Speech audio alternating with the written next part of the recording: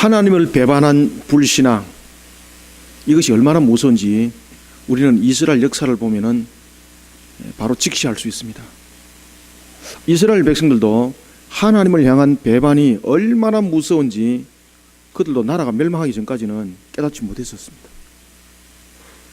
많은 선자를 통해서 하나님께서 이미 말씀하셨습니다. 너희들이 하나님을 배반코 어찌 너희들이 온전할 수 있는가? 그러면서 나라의 멸망을 선지자의 입을 통해서 예고를 하거든요.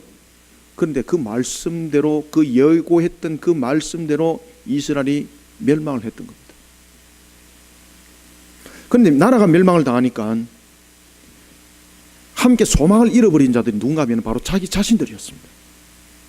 여기에는 지위 고하가 필요가 없었습니다. 모든 사람들이 비참하게 포로로 끌려가는데 차라리 끌려가는 그 포로 모습이 길에 있는 짐승들이 오히려 더 은혜스러워 보였습니다. 짐승보다 더 못한 모습으로 끌려가는 겁니다. 끌려가다가 생명은 살아있지만은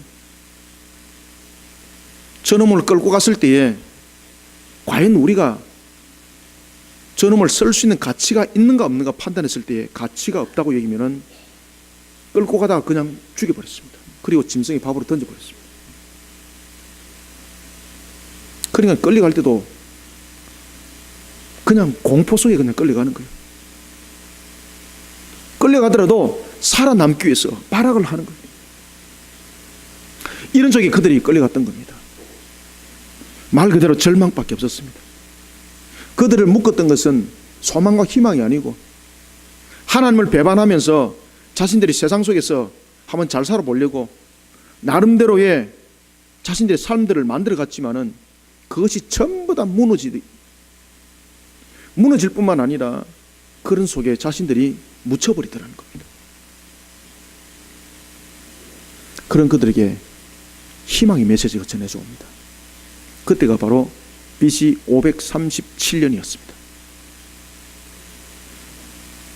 그때가 언젠가면은 바로 그들이 바빌론으로부터 세 번의 끌려감을 당하는데 첫 번째가 BC 605년이었고 두 번째가 BC 597년이었고 세 번째가 BC 586년이었는데 첫 번째 그들이 BC 605년에 끌려간 날로부터 70년 뒤인 537년에 바벨론 제국을 무너뜨려버린 고레스에 의해서 한 칙령이 발동되어집니다. 그것은 바로 너희들은 고향으로 돌아가도 좋다라는 해방령이었습니다. 아, 얼마나 기쁜지. 그런데 이 70년 후에 포로로 그들이 돌아갈 수 있었던 것은 바로 하나님께서 바벨론에 의해서 무너짐을 당하기 직전 예레미야 입을 통하여서 주셨던 그 언약의 말씀의 성취였습니다. 그들이 소망을 잃어버린 모습, 정말로 희망이 잃어버린 모습, 그런 그들에게 소망과 희망이 와닿았던 것은 자신들의 능력으로 그리고 주변의 능력으로 이루어진 것이 아니라 하나님의 약속의 실현으로 이루어졌다는 것을 그들은 깨닫습니다. 그리고 그들이 고향을 향해서 나갑니다. 스룹바벨이라는 한 지도자를 앞세워서 고향을 향해서 나갈 때 얼마나 그들이 기뻤겠어요. 그렇죠? 얼마나 기쁘겠어요. 70년 동안 디뎌보지 못했던 그 나라 땅, 우리나라는 여러분들 일제 35년, 일제 30년, 35년 이 세월도 정말로 서글퍼서 해방이 되니까 얼마나 기쁜지. 그런데 그 갑절이나 되는 세월을 그들은 나라를 잃어버리면서 살아갔는데 얼마나 비참하게 살아갔는지 모릅니다. 그런 그들에게 소망과 희망의 메시지가 던져졌는데 그것이 바로 너희 나라로, 너희 고향으로, 예루살렘으로 가도 좋다는 것이었습니다. 얼마나 기쁜지, 얼마나 감사한지. 그렇게 해서 그들이 예루살렘에 돌아왔습니다. 그런데 그들의 눈으로 바라봤던 예루살렘은 자신들이 상상했던 예루살렘이 아니었습니다. 주변은요 무너졌는데 이거는 짐승들이 사는 장소예요. 짐승들이 사는 장소. 과거에 자신들이 살았던 장소가 아닌 거예요. 이게. 뿐만 아니라 주변의 환경은 이방인들이 다스리고 세력화되어 있는 모습이 되어서 그 이방인들이 자신들을 언제든지 치기만 하면은 넘어질 수밖에 없는 그런 환경들 조성. 얼마나 무너지는지 몰랐습니다. 기쁨은 잠시였습니다. 그러나 이런 이들을 향해서 하나님께서 한 가지 그들에게 요구하는 것이 있었습니다. 그것은 뭔가 하면은 너희들이 70년 뒤에 회복을 하나님께서 말씀하셨습니다. 너희들을 향해서 내가 한 것을 기억하라. 그러면은 하나님께서 이들에게 70년의 포로로부터 여러분들 회복을 말했을 때에 이미 70년이 지나고 나면은 땅은 회파대가 있고 그리고 주변으로부터 그들이 일어설 수 없는 여건이 되어 있다는 것은 하나님 이미 다 알고 계시는 거예요. 그런데 그들을 왜 하나님께서는 돌아오게 하실 것이라 약속을 했습니까? 왜 약속을 했을까요? 막상 그리고 돌아와 보니 그들 눈에 보이는 것은 절망밖에 없었습니다. 그러면 이것은 도대체 자신들을 향한 회복인가 아니면 또 다른 감옥에 그들을 가두는 것인가 의심할 정도였습니다. 그런데 하나님은 그것을 70년 회복이라고 말씀하십니다. 여러분, 하나님께서는 이 한 과정을 통해서 그들에게 던져주는 메시지가 하나 있었습니다. 그것은 뭔가 하면은 너희들이 예루살렘으로 돌아올 때에 비록 너희들은 손에 아무것도 가진 것 없이 빈손으로 돌아올지라도 너희들의 마음에는 무엇을 담고 오라고요? 하나님을 사모하는 희망을 담고 오라고. 아시겠습니까? 그러면 하나님께서 왜 그렇게 하셨을까요? 정말로 눈에 볼 때는 황량하고 그리고 주변은 적대 세력들로 인해서 언제든지 자신들은 죽임을 당할 수밖에 없는 그런 환경이 조성되어 있는 그곳에 왜 하나님이 오게 했냐 말입니다. 속된 말로 주변을 정리를 다 하고 난 뒤에 오기만 하면은 정말로 금이환양의 모습처럼 자신들 앞에 놓여 있는 그런 풍수함만이 있어야 되는 것인데 이런 볼품 없는 곳에 하나님께서 왜 돌아오게 하셨단 말입니다. 그러나 사람의 눈으로 볼 때는 볼품 없고 그럼에도 불구하고 하나님께서는 그들에게 한 가지 요구를 하고 계시는데 그것은 뭔가 하면은 하나님과 관계를 바로 세우라는 것이었습니다. 왜 여러분들 하나님께서는 주변의 대적들을 물리치고 너희들이 지금 황폐한 이것을 갖다가 잘 정리를 하여서 살만한 땅을 만들으라고 말씀하지 아니하시고 그것이 사실은 눈에 볼 때 제일 급선 보였는데 왜 하나님은 그것을 말씀하지 아니하시고 그들을 돌아오는 그들 향해서 하는 말씀이 그리고 또한 돌아온 그들에게 하는 말씀이 하나님과 관계를 바로 세우라 왜 이런 말씀을 하셨을까요? 이스라엘 백성들은 돌아와서 제일 먼저 그들에게 주어진 숙제가 하나 있었습니다. 그것은 바로 70년 전에 무너졌던 성전을 다시 재건하는 것이었습니다. 그러나 하나님은 이 성전의 재건을 통해서 건물의 성전이 아니라 하나님과 관계의 성전을 바로 세우라고 말씀하십니다. 왜 그랬을까요? 그들은 예루살렘에 돌아와서 학개 선지자가 그들에게 너희들이 하나님과 관계를 바로 회복하지 못하고 어찌 이렇게 영적으로 게으르냐라고 징책을 하기 전에 그들은 예루살렘에 돌아와서 성전을 짓다가 멈춰버립니다. 그리고 난 뒤에 16년이라는 세월이 흘렀습니다. 하나님께서는 학개 선지자를 통하여서 이렇게 말씀하십니다. 너희들은 판박한 집을 짓고 살고 있으면서 어찌 여호와의 전을 그렇게 너희들은 무너뜨린 상태로서 두고 있는가? 그러면서 너희들이 밭을 갈고 너희들이 씨를 뿌린 것에 대해서 수확이 있기를 원하느냐? 너희들이 독에 재물을 쌓는다 그래서 그 재물이 독에 쌓일 줄 아는가? 그것은 뚫린 전대와 같이 될 것이다. 이렇게 말씀합니다. 그러면서 학개 선지자를 통해서 하나님께서 말씀하시는 것이 뭔가 하면은 하나님과 관계를 회복하여라. 사랑하는 성도 여러분, 16년 전에 하나님께서 그들을 예루살렘에 돌아올 때도 하나님과 관계 회복을 이야기했고 그리고 그들이 그렇게 황량한 삶을 개간해 나가고 있고 그리고 그들의 살 길을 찾아 나가고 있는 그들 향해서 또다시 하나님께서 말씀하시고 있는 것이 다른 것이 아니라 하나님과 관계 회복을 말하고 있습니다. 여러분들 하나님의 화복의 주관자임을 믿으십니까? 지금 이런 관계 속에서 이 모든 것들을 똑바로 알아라는 것입니다. 그런 하나님께서 성전의 재건의 삽을 들고 하나님과 관계의 회복에 일념을 다하고 있는, 전념을 다하고 있는 이스라엘 백성에게 또 다른 한 선지자를 통해서 말씀을 주십니다. 그가 바로 스가랴였습니다.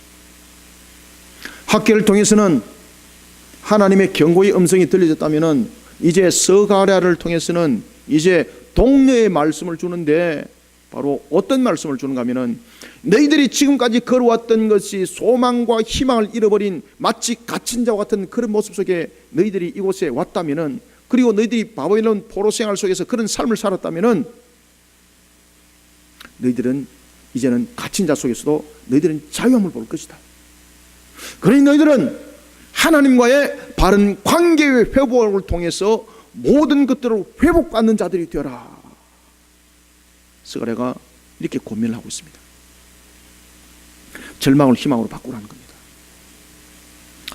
우리가 살아가는 시대를 향해서 속된 말로 우리가 절망의 시대를 살아가고 있다고 말하고 있습니다.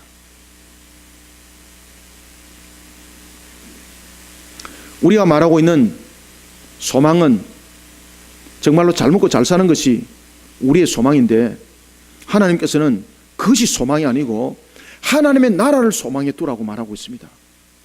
왜 그럴까요? 오늘 우리가 하나님께 주신 스가랴 선지자의 입을 통해서 증거되어진 이 말씀을 통해서 우리는 우리의 모습들 속에서, 그리고 세상 속에 지금 일어나고 있는 우리 나라와 민족 속에 일어나고 있는 이 절망적 상황들을 어떻게 희망으로 바꿔야 될까를 우리가 보도록 하겠습니다. 우리는 소망 없는 시대를 살아가고 있다고 말하면서 한탄하고 원망만 것이 아니라, 그것을 불평만 할 것이 아니라, 지적만 할 것이 아니라, 이것을 절망을 희망으로 바꿀 수 있는 길을 제시할 수 있는 우리는 영적인 자들이 되어야 되는 것입니다. 그러면 우리는 자신을 향하여서, 그리고 나라와 민족을 향하여서, 세상을 향하여서 절망을 희망으로 어떻게 바꿔 나갈 수 있고, 어떻게 바꿔 나가야 하고, 어떻게 제시를 하여서 그들에게 희망이 되도록 해야 되는가라는 것입니다. 먼저 우리가 11절을 한번 읽어봅시다. 시작. 또 너로 말할진대 내 언약의 피로 말미암아 내가 네 갇힌 자들을 물 없는 구덩이에서 놓았나니. 아멘. 갇힌 자, 물 없는 구덩이, 소망 없는 거죠. 그래서 갇힌 자, 물 없는 구덩이는 바로 소망을 잃어버린 절망 상태에 놓여 있는 것을 말하고 있습니다. 구덩이 속에 갇혔습니다. 물이 한 방울도 없습니다. 살 길 없는 겁니다. 이런 절망 속에 우리는 살아가고 있습니다. 소망을 잃어버린 거죠. 저와 여러분들뿐만 아니라 우리 나라와 민족이 지금 이런 상태에 놓여져 있습니다. 그러면은 이것을 가지고 누구를 탓하는 것으로서 문제를 해결할 수 있는가라는 것입니다. 절대 문제 해결을 못합니다. 이스라엘 백성들이 그런 것 가지고 예루살렘에 돌아와서 16년 동안 다른 사람을 탓하고 원망했지만은 오히려 형편은 더 어려워졌습니다. 스가랴가 하나님의 말씀을 통해서 우리에게 증거하고 있습니다. 이 시대를 살아가는 우리를 통해 말씀해주고 있습니다. 그것은 뭔가 하면 첫 번째 11절과 12절을 통해서 성도는 절망적 상황 속에서도 제일 먼저 첫 번째 하나님의 나라의 소망을 잃지 않아야 됩니다. 하나님 나라의 소망을, 세상의 소망이 아니고 말입니다. 그러니까 우리의 마음을 어디에 두어야 되는가를 먼저 가르치고 있는 겁니다.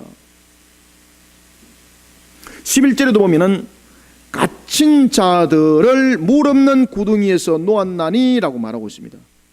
그러면서 앞에 뭐라고 말하는가 하면은 내 언약의 피로 말미암아, 그죠? 하나님의 나라.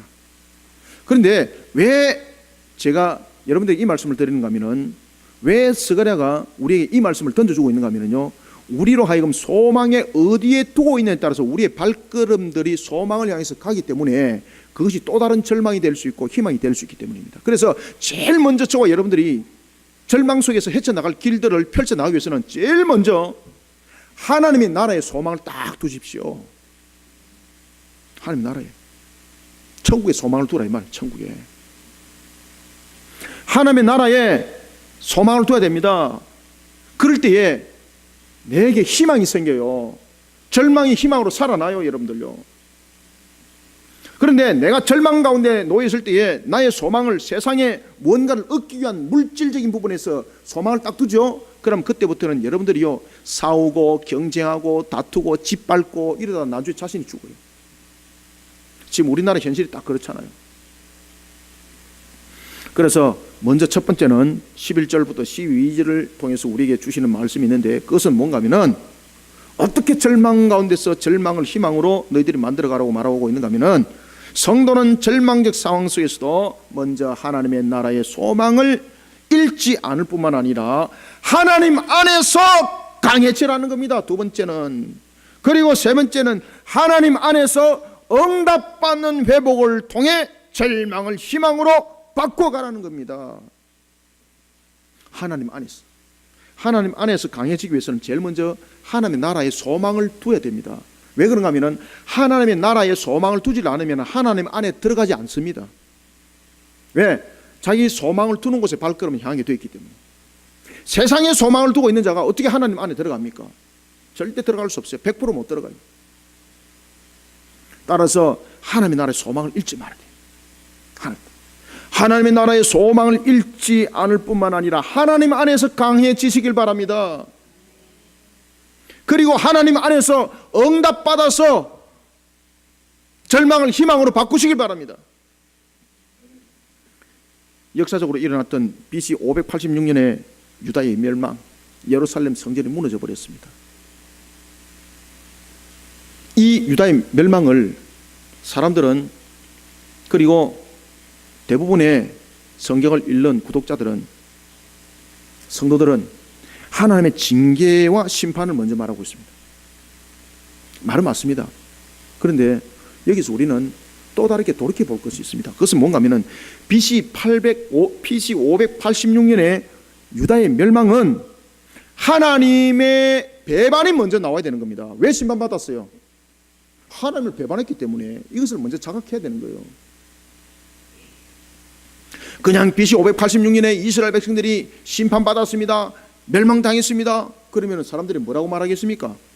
아이고, 하나님 믿는다 그러면서 하나님이 자기 백성 짓밟고 무너뜨려 버리고, 아이고 그렇구만, 이렇게 욕하는 거예요. 그죠? 제일 먼저 멸망을 말하기 전에 무엇을 먼저 말하라고요? 배반했던 것을 먼저 알아야 돼요. 배반했던 것을. 하나님을 배반하니 결국은 그들이 멸망을 당했습니다라는 겁니다. 하나님을 향한 배신의 모습은 자신들의 원하는 화려한 삶이 놓여지질 않았습니다. 그들이 왜 하나님을 배반했습니까? 문제는 간단해요. 그들이 화려한 삶을 위해서 하나님을 배반했던 겁니다. 하나님을 배반한다는 것이 무엇이었습니까? 바로 우상 숭배였다니까요. 그리고 부정과 불의와 타락 속에 그들이 짝하여서 자신의 물질을, 자신의 권위를, 자신의 명예를 쫓아서 달려갔습니다. 그런데 자신 앞에 결국 놓였던 것은 그런 화려함이 아니라 결국은 잃어버리는 거였고 비참하게 짓밟히는 것이었습니다. 성경은 말합니다. 그리하여서 너희들이 갇힌 자가 되었다라고. 그들은 갇힌 자와 같이 자유를 잃어버렸습니다. 뿐만 아니라 물 없는 구덩이와 같은 절망적인 비참한 포로 생활이 그들에게 기다리고 있었습니다. 우리나라 이민족도 여러분들 오늘 이 말씀을 삼가 잘 깨닫지 못하면은 대통령 한 사람 뽑았다고 문제 해결되지는 않습니다. 우리의 근본적인, 우리의 근원적인 모습이 지금 어디에 써 있는가를 똑바로 바라보고 오늘 주신 이 말씀을 가지고 민족을 회개케 하고 민족을 바로 돌이키지 못하면 우리는 소망 없다는 것을 여러분들 먼저 직시하셔야 됩니다. 하나님을 배반하고는 어느 곳에도 여러분들 우리가 설 자리 없습니다. 대통령을 100명 뽑아도 소용없습니다. 하나님과 배반입니다. 우리는 세월호 문제를 통해서 무엇을 봐야 되는가 하면 이단과 사이비를 통한 정교 유착을 봐야 되는 것입니다. 하나님께서 그것을 알겠는데 하나님을 배반한 자들 속에서 그런 엄청난 일들을 벌였는데 정치꾼들은 그것을 전부 다 닫아버리고 있습니다. 대통령도 그것을 닫아버리고 있습니다. 그러면서 다른 쪽에서 문제를 풀고 있습니다. 갇힌 자와 같습니다. 물 없는 웅덩이에 지금 빠져 있습니다. 그런 그들에게 무슨 능력이 있습니까? 아무 능력 없습니다. 헤쳐놓을 능력 없습니다. 예레미야 29장 10절에서 하나님께서는 예레미야를 통해서 70년의 징계로부터 회복을 약속할 때도 하나님께서는 70년이라는 세월이 지났기 때문에, 그리고 70년이라는 세월을 살았기 때문에 너희들을 돌이켜줄게, 이것이 아닙니다. 하나님은요, 이 70년 동안에 무엇을 하시는가 하면은 그들의 마음을 돌이켜요. 그들의 마음을. 누구에게로? 하나님께로. 하나님께로. 배반의 모습을 하나님께로 돌이켜요. 하나님께로. 그렇게 하나님께 돌이키는데 70년 걸렸다는 거예요. 70년. 그리고 하나님께서는 이런 이스라엘 백성들로 하여금 70년 포로 생활 속에서 마치 갇힌 자와 같고 마치 물 없는 웅덩이와 같은 곳에 빠지는 그들 향해서 하나님께서 이렇게 말씀하십니다. 너희들이, 학개 선지자를 통해서 하나님께서 말씀하십니다. 너희들이 하나님과의 관계를 바로 회복시키면은 갇힌 자와 같은 너희들, 물 없는 웅덩이와 같은 곳에 빠진 것과 같은 너희들, 하나님께서 갑절로 회복시켜 줄 것이다. 11절과 12절 두 절 한번 읽습니다. 시작. 또 너로 말할진대 내 언약의 피로 말미암아 내가 내 갇힌 자들을 물 없는 구덩이에서 놓았나니 갇혀 있으나 소망을 품은 자들아 너희는 요새로 돌아올지니라. 내가 오늘도 이르노라. 내가 네게 갑절이나 갚을 것이라. 아멘. 여러분, 하나님께서는 성전 재건에 박차를 가하는 이스라엘 백성들 향해서 이런 말씀을 하십니다. 갇혀 있으나 소망을 품은 자들아. 어디에 소망을 품은 자들? 그렇죠. 갇혀 있더라도 하나님의 나라에 소망을 품는 자들이 복 있는 줄 믿으시기 바랍니다. 내가 어려운 상황 속에 놓여 있더라도, 이 나라 이민족이 어려운 상황 속에 놓여 있더라도 하나님의 나라를 소망을 품는 우리 거리심교회 성도들, 우리 교회들이 있기 때문에 이 나라가 소망이 있는 겁니다. 그래서 성경은 말하는 겁니다. 갇혀 있으나 소망을 품은 자들아 너희는 어디로 돌아올지니라. 요새로 돌아올지니라. 그리고 이어서 이렇게 말씀하십니다. 내가 네게 갑절이나 갚을 것이다. 여러분들, 여기서 말하는 요새라는 것은 군사적인 용어죠. 말 그대로 적들이 쳐들어오지 못하는 난공불락, 그것을 요새라고 말하는 겁니다. 그러면은 하나님께서는 이 요새라는 단어를 통해서 무엇을 지금 말씀하시고자 했는가라는 것입니다. 그것은 바로 뭔가 하면은 우리에게 갇혀 있으면서도 하나님의 나라를 소망으로 품는 자들은 하나님이 요새가 되어준다는 거죠. 다시 말하면은 하나님이 완전한 보호처가 되어준다는 이야기입니다. 그런가 하면은 갑절이라는 단어가 있습니다. 여러분, 갑절은 우리가 이제 대체로 문자적으로 해석하면은 2배를 말하고 있습니다. 그러나 이 본문에서는 갑절을 2배로 말하고 있는 것도 아닙니다. 이 갑절이라는 것은 어떤 의미를 우리에게 주고 있는가 하면은 하나님께서 조금도 부족함이 없이 완전한 상태로 회복시켜 줄 것입니다. 이 뜻을 갑절이라고 지금 단어가 쓰고 있는 겁니다.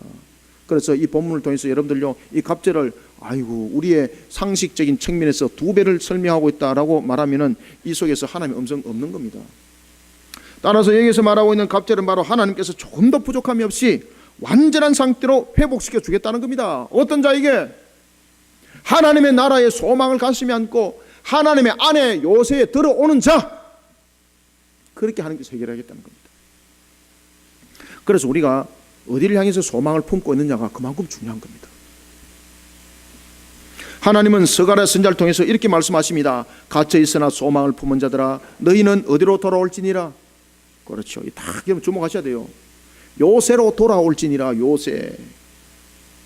세상 사람들이 만드는 요새가 아니라 어떤 요새? 하나님 안에 요새로 들어와야 되는 거예요. 요새도 2가지 요새가 있습니다. 세상 사람들이 만들어 놓은 타락의 요새가 있고요, 하나님의 나라의 요새가 있습니다. 사랑하는 성도 여러분, 아무리 절망 가운데 놓여 있을 때라도 성도는요 3가지의 분명한 자세를 취해야 됩니다. 그 첫 번째 자세는 뭔가 하면은 갇혀 있지만은 소망을 품는 자가 되어야 됩니다. 첫 번째는. 그런데 이 소망이 어디를 향한 소망이 되어야 된다고요? 그렇죠, 맞아요. 하나님의 나라를 소망으로 담고 있어야 되는 겁니다. 이 소망 잃어버리면 안 됩니다. 이 소망 잃어버리면 여러분들 완전 꽝입니다. 자, 여러분들 성경 보십시오. 소망에도 보면 성경에서 아주 다양하게 설명하고 있습니다. 우리는 소망을 전부 다 좋은 것으로만 해석하는데 절대 그렇지 않아요. 소망이 어디에 두냐에 따라서 그 소망대로 가는데 타락한 소망이 있습니다. 타락한 소망. 아시겠습니까? 내가 저 여인을 차지하고 말 거야 라는 정욕적인 소망. 그러면은 그 길로 가는 거예요, 여러분들. 그래서 소망을 어디에 두느냐에 따라서 우리 그놈들이 그렇게 가는 겁니다. 도둑놈들은 어디에 소망 두고 있습니까? 내가 저 집에 담을 넘어가서 저 금고를 훔치고야 말 거야 라는 곳에 소망을 둡니다. 그 담 넘어갔습니다. 금고 훔쳤습니다. 나중에 어디 갑니까? 감옥소 간다니까요.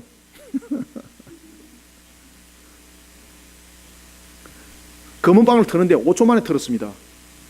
젊은 사람들이 5초 만에 차가고 그냥 들이받아가지고 쓰는데 5초. 얼마나 소망이 있는지. 도망갔습니다. 안 잡힐 줄 알았지. 확실하게 잡혔습니다. 훔치는데 소망을 두니까 결국 어디 갔습니까? 교도소 가더라. 소망을 어디에 두느냐가 매우 중요합니다. 성경에도 보면은 사도행전 24장 26절에 보면은요, 옥에 갇혀있는 사도 바울을 자주 불러요. 왜 자주 부릅니까? 사도 바울에게 돈 받아내려고. 그런 죄가 되는 소망이 있어요. 그런가 하면은 우리에게 위기 속에 소망을 주는 것이 있는데 그것이 바로 사도행전 27장 20절에 나타납니다. 배가 풍랑을 만난 겁니다. 배가 풍랑을 만나가지고 사람들이 살 길을 헤매고 있을 때에, 죽음이 눈앞에 다가왔을 때에 한 사람이 소망의 메시지를 전합니다. 누구였습니까? 사도 바울이었습니다. 사도 바울. 바로 그런 풍랑 가운데서도 구원의 소망이 있는 겁니다. 그리고 그 구원의 소망대로 그들이 다 건짐을 받았습니다. 우리의 소망을 어디에 두느냐 매우 중요합니다. 그래서 제일 먼저 중요한 것은 우리가 환난과 혼란과 그리고 핍박 가운데 놓였을 때도, 절망 가운데 놓였을 때도 제일 먼저 우리의 중심이 잃어버리지 말아야 될 것이 있는데 그것은 소망을 잃어버리면 안 됩니다. 내가 저놈을 짓밟고 말 것이야. 짓밟았습니다. 나중에 자기가 짓밟힙니다. 뛰는 놈 위에 나는 놈이 있고 나는 놈 위에 드론이 있습니다.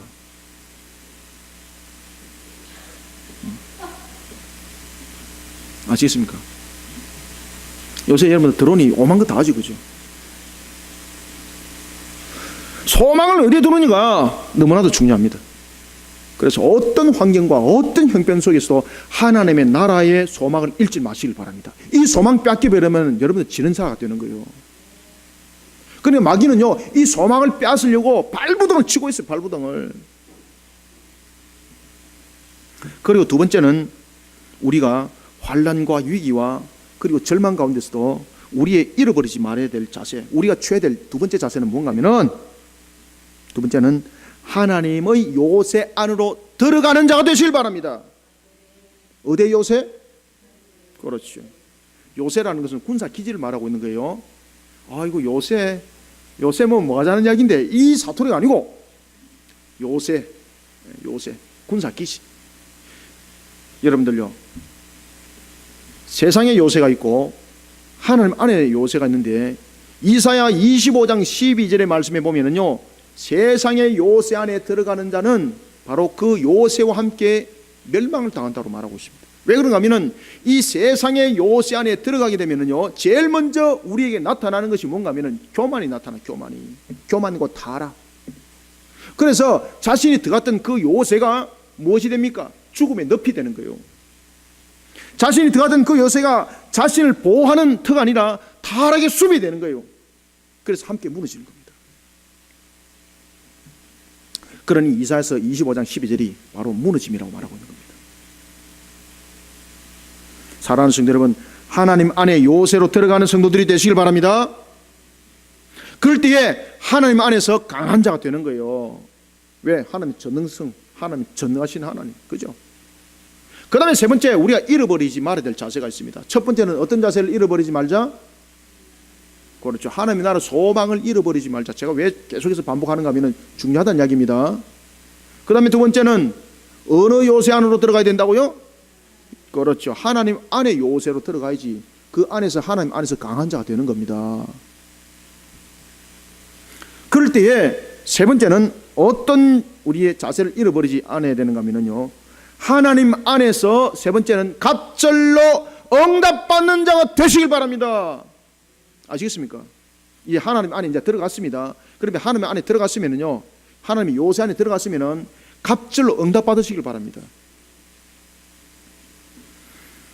하나님 안에서 응답받는 그 응답은 절망을 희망으로 바꿉니다. 하나님께서 오늘 여러분들을 부르셨습니다. 음란하고 타락한 세상은 우리들의 영혼을 소리 없이 죽여가고 있습니다. 모든 죄악을 이기신 예수 그리스도 안에서 하나님의 나라의 소망을 바라보는 자들이 되시길 바랍니다. 그 소망으로 세상을 이겨나가는 자들이 되시길 바랍니다. 그리고 믿음으로 하나님 안에서 강한 요새를, 그리고 하나님을 향한 신앙으로 절망을 희망으로 바꿔가는 여러분들이 되시기를 주님의 이름으로 축원합니다. 그 다음에 두 번째는 우리가 13절 한번 읽습니다. 시작. 내가 유다를 당긴 활로 삼고 에브라임을 끼운 화살로 삼았으니 시온아, 내가 네 자식들을 일으켜 헬라 자식들을 치게 하며 너를 용사의 칼과 같게 하리라. 아멘. 두 번째는요, 우리가 주목해야 될 것은 바로 13절에 당길 활입니다. 당길 활. 그 다음에 두 번째는 끼운 활살입니다. 끼운 활살. 그리고 세 번째는 용사의 칼입니다. 그런데 여기서 여러분들 주목해야 될 것은 이 화살을 누가 지금 당긴다는 이야기입니까? 성경 읽어보세요, 여러분들. 누가 당기죠? 그렇죠, 맞아요. 하나님이 당기면은 이 활은 어떤 재질로 만들어져야 된다는 것을 말하고 있습니까? 지금 머릿속에 와닿는 거 있습니까, 여러분들?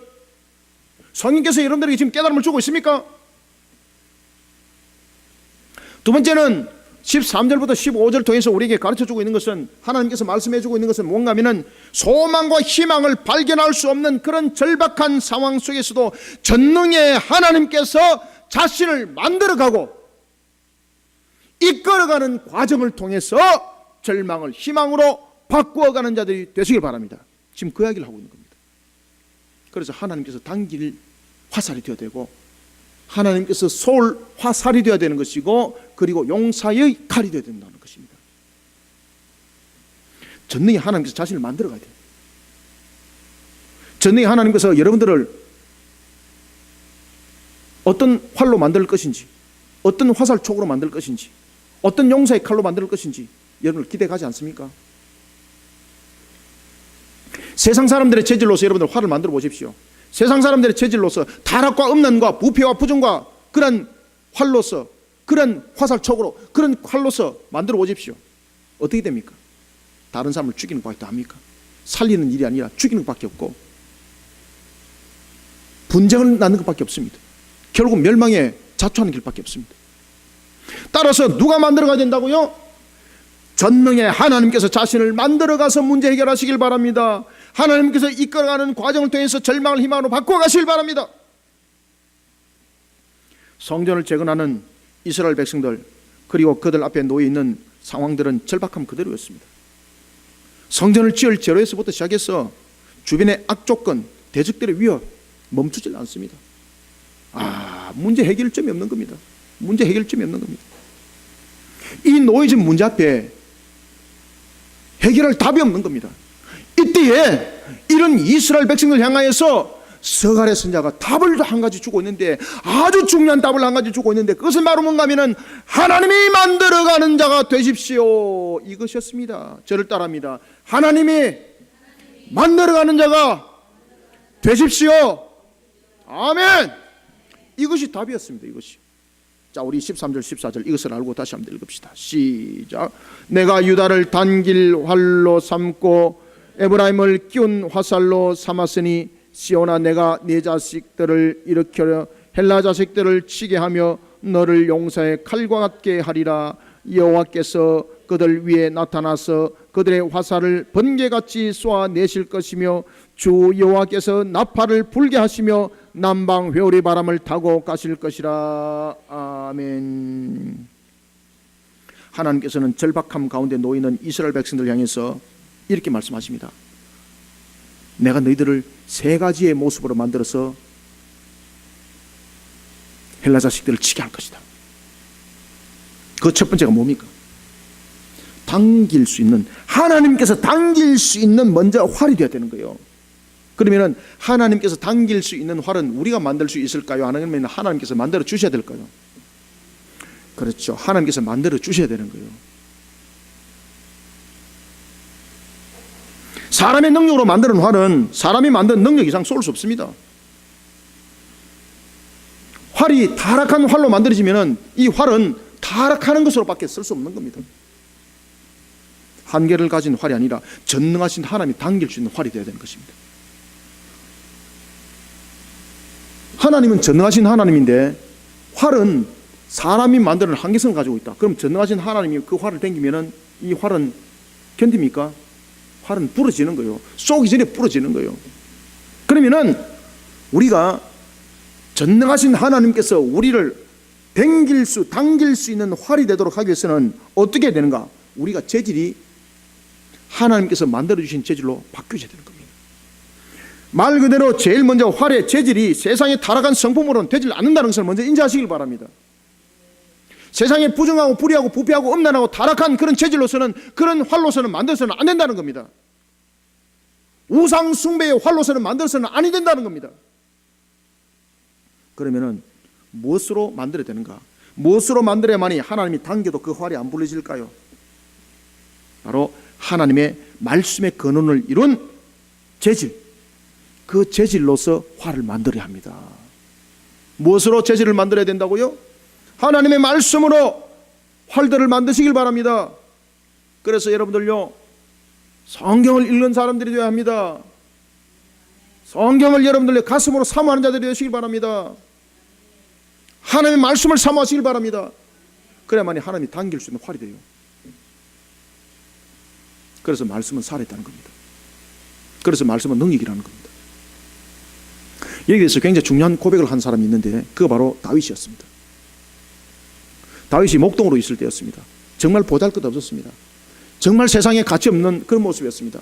집에서도 말제라 8번째 아들이라 아버지도 인정해 주지 않았습니다. 형들도 그를 인정해 주지 않았습니다. 사무엘 선지자가 그 가정에 기름 부음을 통해서 하나님이 세울 자를 찾고 있을 때에 아버지는 다윗을 데려오질 않았습니다. 왜? 오나 말하니까. 사무엘 선지자가 이렇게 말합니다. 하나님이 이 7 아들을 전부 다 아니라 그러는데 당신에게 정말 아들이 없어요, 이렇게 말하니까 아버지가 뭐라고 말합니까? 아버지 이새가 이렇게 말합니다. 있기는 한데, 이렇게 말합니다. 있기는 한데 그놈은 안 봐도 됩니다. 가치 없습니다, 이 말입니다. 세상으로 볼 때도 능력 없는 활이었어요. 그런데 하나님이 그를 찾았습니다. 왜? 다윗은 바로 놋활이었기 때문에, 여호와 신앙으로 세워진 놋활이었기 때문에. 그래서 사무엘하 22장 35절에 다윗이 그 이야기를 하는 겁니다.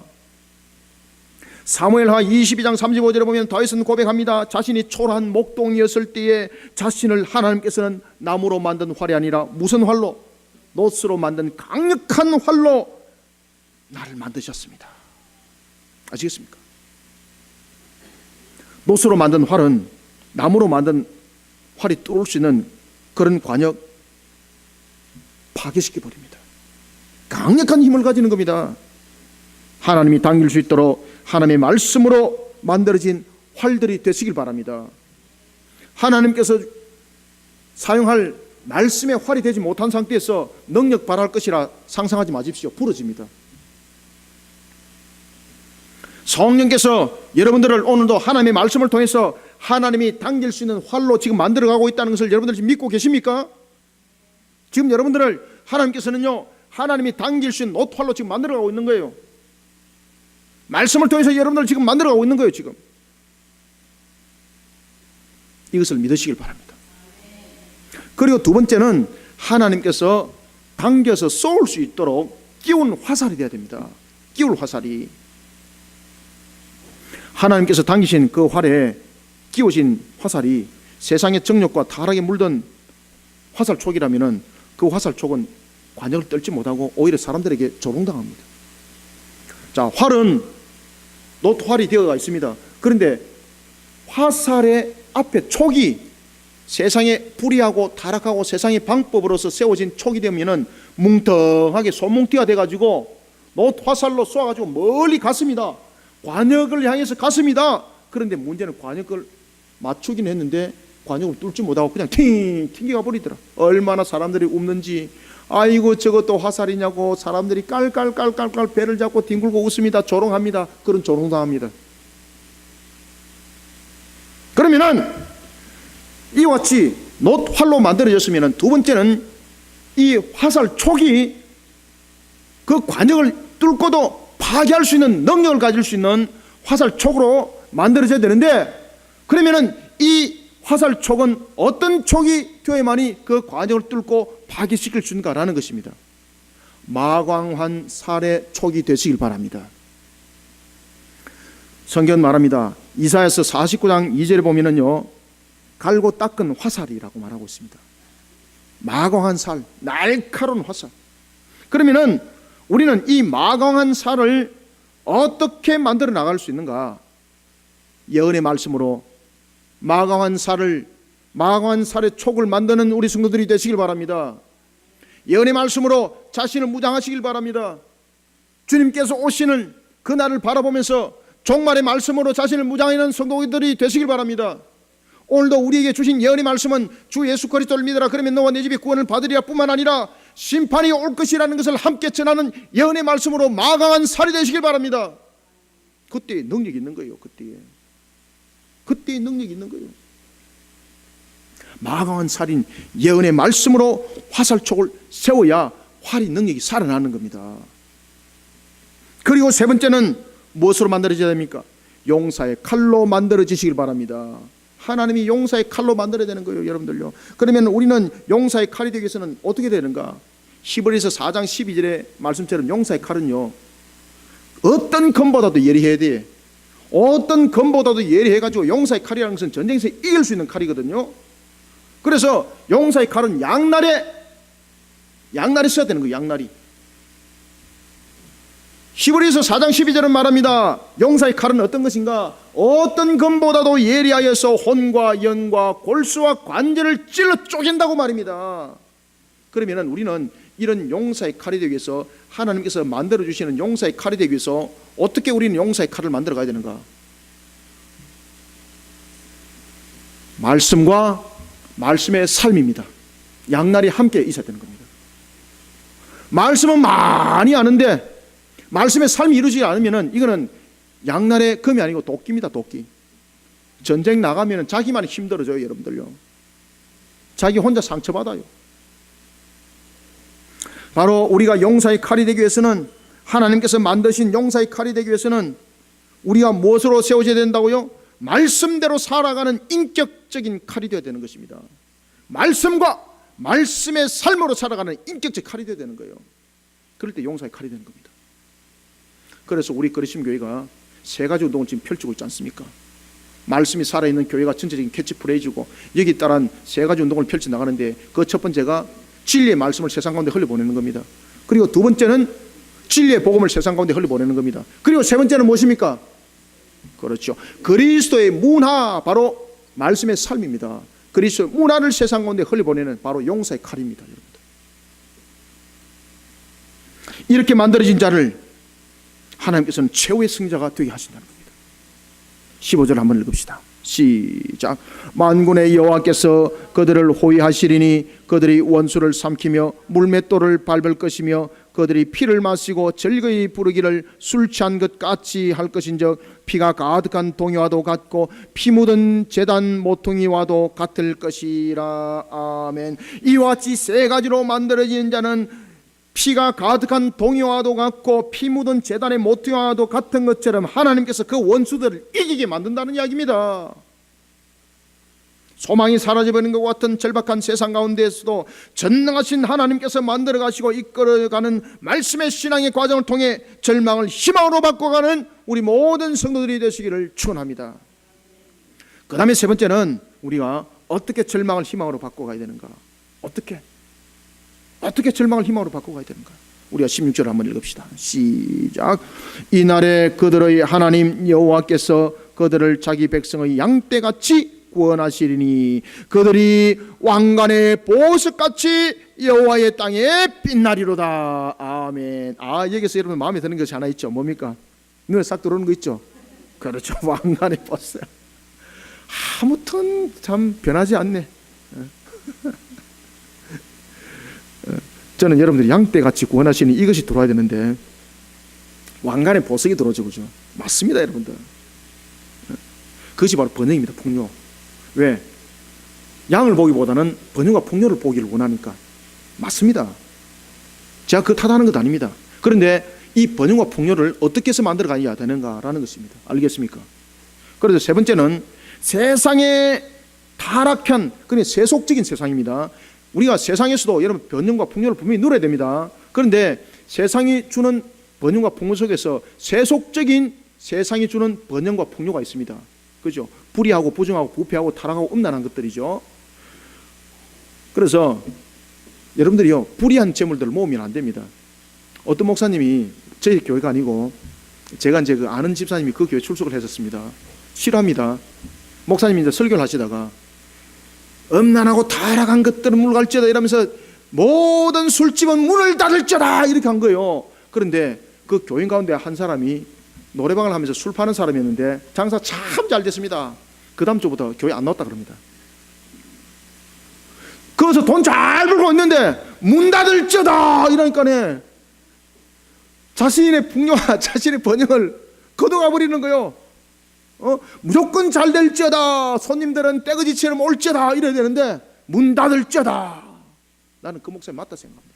맞다 생각하는 것이 맞습니다. 여러분들, 자신이 지금 무엇을 가지고 풍요를 누리는가, 무엇을 가지고 번영을 누리는가를 잘 생각하셔야 됩니다. 지금 자신이 불의한 것 가지고 풍요를 누리고 부정한 것 가지고 여러분들 그것을 번영을 누리면요 마귀가 주는 거예요. 마귀가 주는 거 당장에 거두시길 바랍니다. 그게 살 길이에요.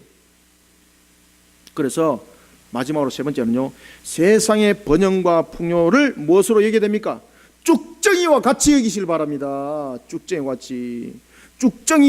같이 여기시고 하나님께서 일으켜 세워 주실 번영과 풍요를 통해 미래의 삶을 희망으로 바꿔가는 성도들이 되시길 바랍니다. 하나님께서 주실 풍요와 미래 아시겠습니까? 하나님께서는 하나님과의 관계 회복을 통해서 이러한 것을 주십니다. 그래서 스가랴 선지자를 통해서 하나님과 관계 회복을 하라는 겁니다. 하나님께서는 하나님과 관계 회복을 통해 자신이 택한 선민을 어떻게 회복시킬 것인지 스가랴 선지자를 통해서 두 가지를 말씀하십니다. 첫 번째는 자기 백성을 양떼같이 구원할 것을 약속합니다. 양떼같이. 그러면 왜 양떼같이 구원할 것이라 말을 하고 있을까요? 그러면 세상은 무엇이라는 이야기입니까? 세상은 사자와 같고 세상은 곰과 같다는 이야기예요. 얼마나 무서운지 구해낼 수가 없다는 거죠. 그런데 그런 양떼와 같은 것을 내가 목자가 되어서 책임지고 구원하겠다는 거죠. 여러분, 그런 우리가 미래 삶을, 그런 소망과 희망을 안고 달려가는 우리 성도들이 되시기를 소망합니다.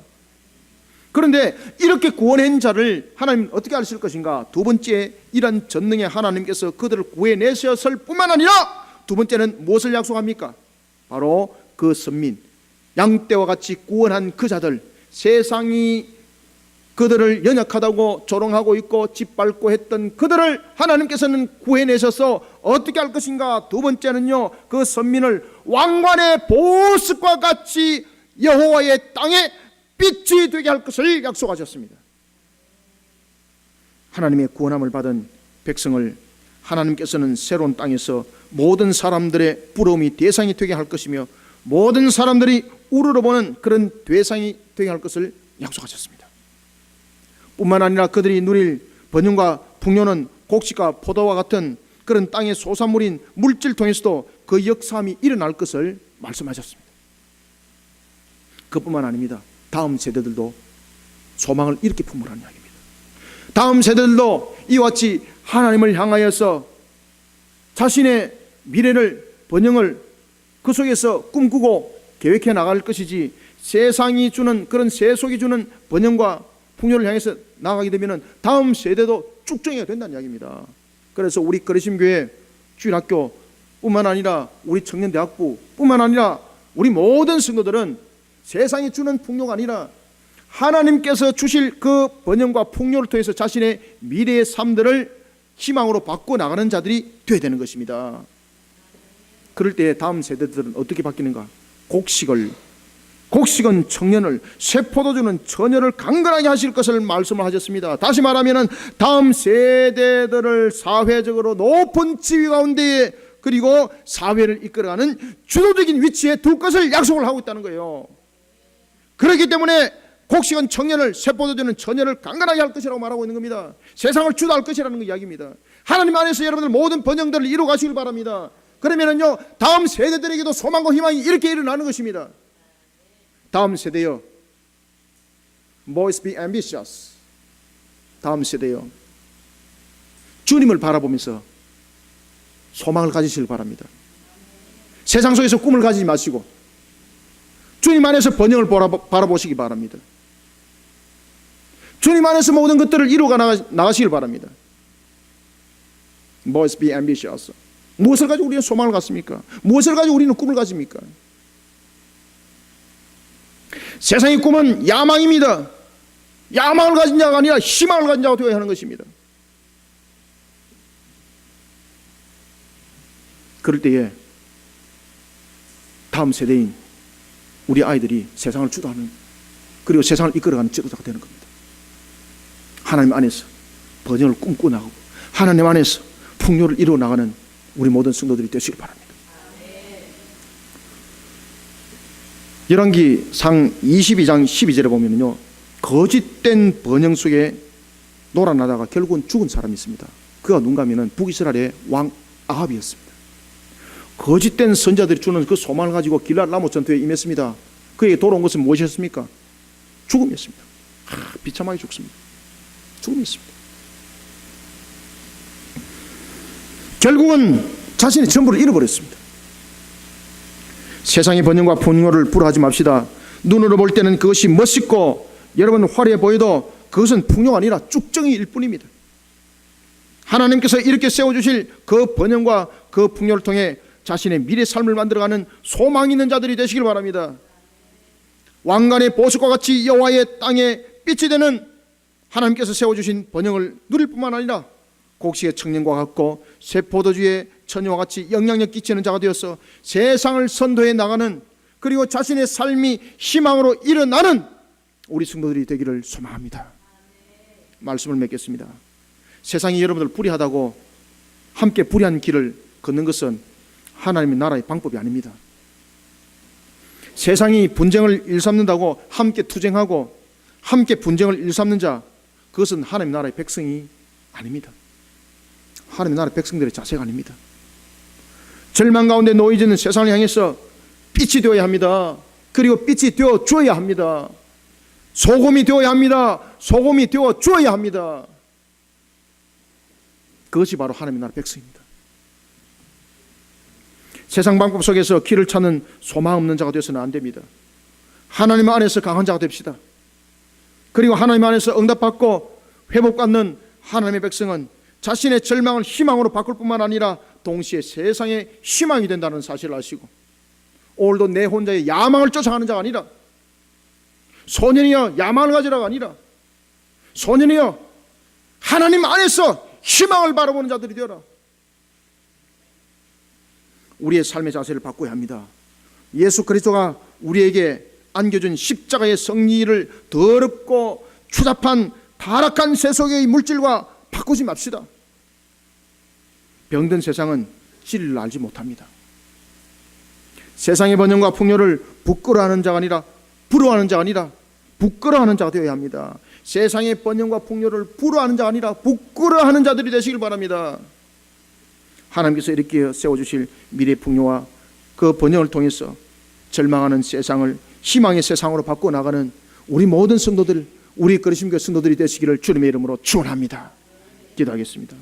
살아계신 아버지 하나님, 주께서 오늘도 우리에게 주신 말씀대로 참으로 우리가 절망 가운데 놓여 있을지라도, 세상이 절망 속에 신음할지라도 우리는 그 세상을 향해서 소망이 되길 원합니다. 희망이 되길 원합니다. 따라서 우리가 세상이 주는 그런 풍요 속에 넘어지는 자 모습이 아니라 하나님 말씀 안에서 우리를 만들어가고 또한 하나님께 주신 말씀의 삶으로서 우리를 갖고 갈 뿐만 아니라 하나님께서 일으켜 세우신 근본의 신앙을 통하여 주님의 결실의 열매가 되기를 원합니다.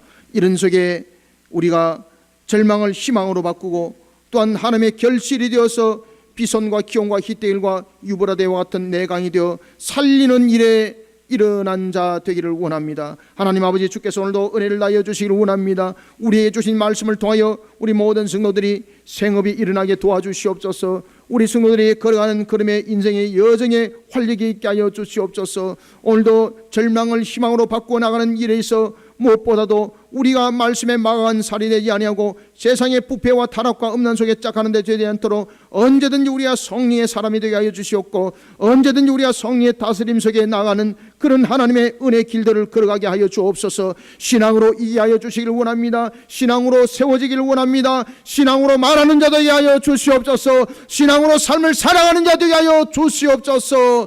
주님이여, 선대의 크리스찬의 모습이 아니라 오늘도 온종일 주님을 찬양하며 경배하는 살아있는 하나님의 산도구의 신앙인으로 희망을 전하는 자 되길 원합니다. 하나님 역사여 주시옵소서. 오늘 이와 같이 주신 말씀으로 우리 성도들은 새롭게 일어나게 하여 주시고 오늘도 주신 말씀으로 한국교회는 일어나게 하여 주시고 오늘도 주신 말씀으로 우리 그리심교회는 달려가게 도와주시옵소서. 이 민족 살려주시옵소서. 온 세상을 살려주시옵소서. 예수님의 이름으로 기도드립니다. 아멘.